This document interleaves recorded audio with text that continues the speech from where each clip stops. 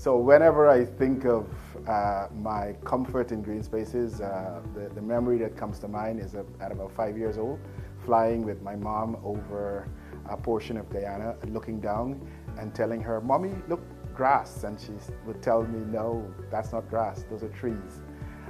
That's an image that's seared in my mind, but ever since about 14 years old, I've been traveling to natural areas and engaging with different people, and I just find that was my space. That's where I when I started teaching at the university, I would be in the classroom and students would, I guess, see me as a stick in the mud, and then we would go to the fields and I'm singing happy songs and they're wondering, who's this guy?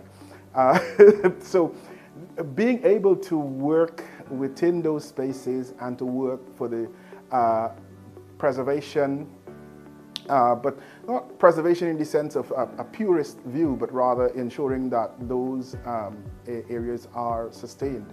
That even though we might be extracting resources, living in these spaces, that they still remain significantly natural. That's kind of what's influenced my focus in.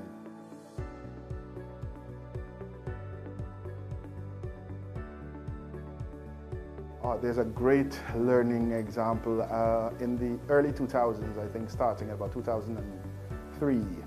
I got onto the project in 2004.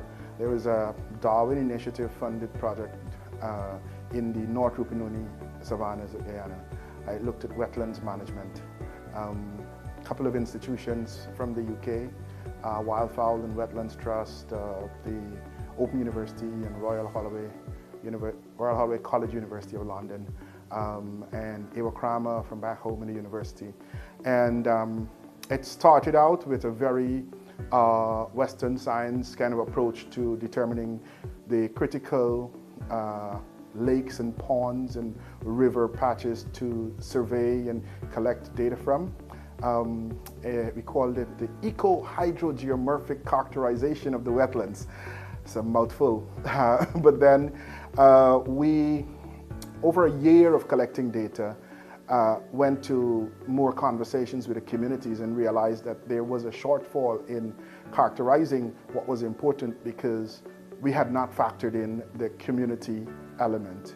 And I think that project continued for another 2 years, and then we got a second phase of funding for a year and a half. And essentially that second phase was significantly influenced by the learning from the first phase, that it was more about the people. It was more about engaging with the communities and getting them involved. And it was actually looked at as participatory management called, I think the project we called it NRAMP, the North Rupununi Adaptive Management Process. That's what we were working on, getting people engaged in a way that what was important to them was being considered, being addressed, and their solutions. It followed on to a number of other projects. I was not involved in all of them, but I think that critical learning between about 2004 to 2007, that is what influenced everything that came after.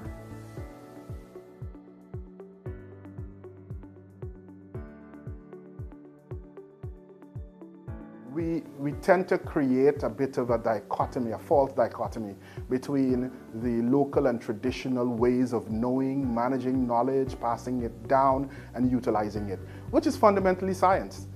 They are different in ways, but they're fundamentally the same because it's ways of knowing, managing that knowledge, utilizing that knowledge.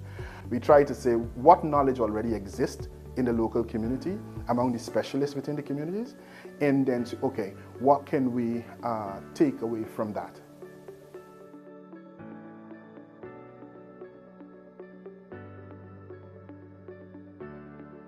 That approach to the transformative change that said you can come in at any point, but ensure that you're covering all of that. I think that's a very good way of illustrating what it would mean to really have the meaningful or transformative change that you need within a particular system on whatever issue it is. That's one nugget for me to take away. Thinking of it in that way, the entry point, but you enter, I think, where you have agency, but recognizing and appreciating that beyond your first point of agency, you've got to be able to design an intervention that impacts these other areas in order to make it meaningful.